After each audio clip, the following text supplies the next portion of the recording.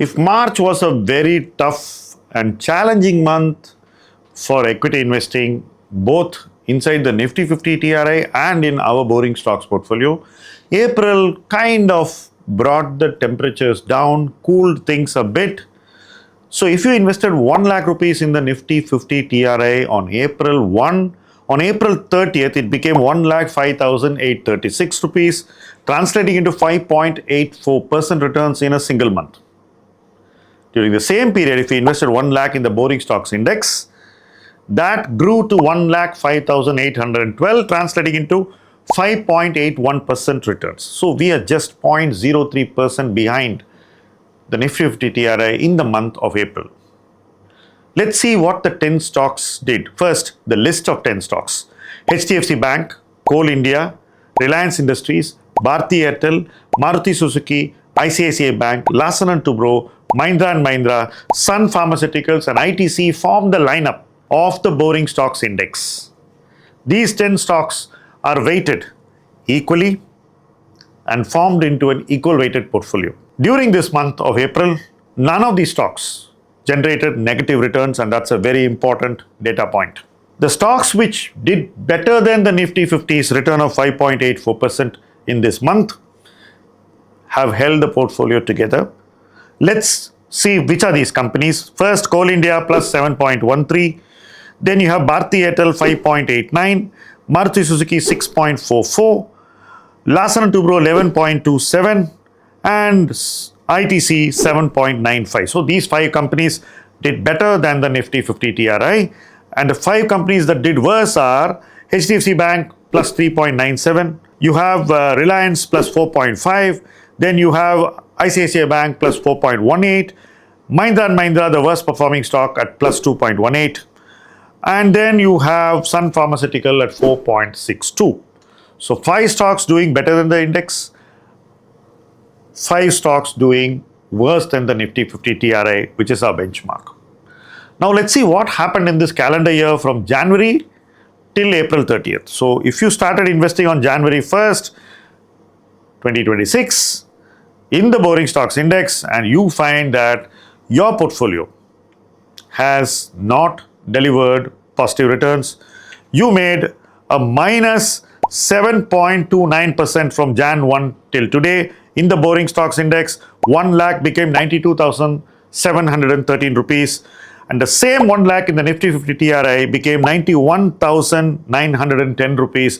You fell 8.09%. So while the boring stocks index fell, it fell much lesser than the Nifty 50 TRI, which shows that overall in this calendar year, boring stocks index has held up well. So which are the companies that helped the boring stocks index to hold up relatively better than the Nifty 50? So Coal India is the best performer at 21.6% positive returns. And then you have Sun Pharmaceutical, which gave 5.7%. All the other companies, 8 companies gave negative returns from Jan 1 till today. So roughly, it's quite evident that there has been a large cap bloodbath this year so far. HDFC Bank minus 22.1%, Reliance minus 9.2%, Bharti Airtel minus 10.6%, Maruti minus 20.3%, ICICI Bank minus 5.6%, Larsen & Toubro minus 3.1%, Mahindra & Mahindra minus 17.6%, and lastly ITC minus 11.7%. So it's been a complete washout this year in all the large cap companies. Just 2 companies have performed well inside the boring stocks index during this calendar year.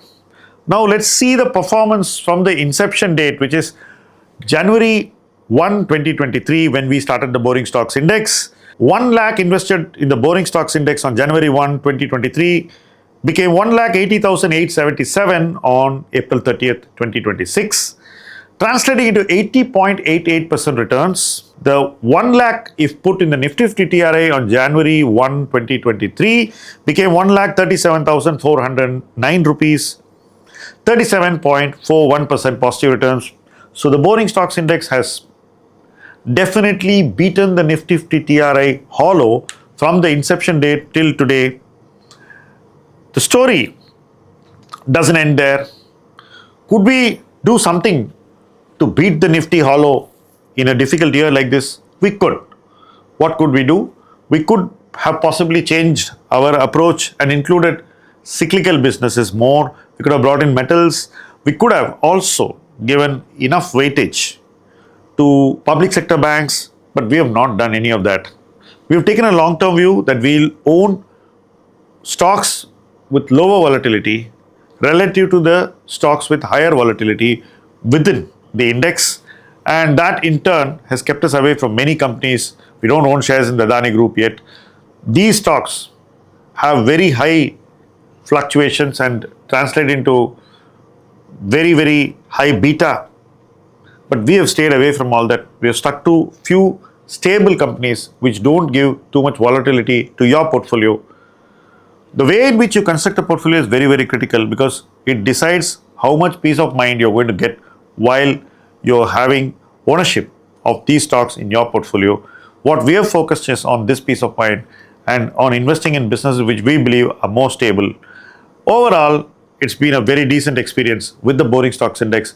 Do share your comments, your assessments, and your expectations out of the Boring Stock portfolio about it, and feel free to say what you like in the comment section. Let's keep learning together and stay tuned. Thank you for watching this video.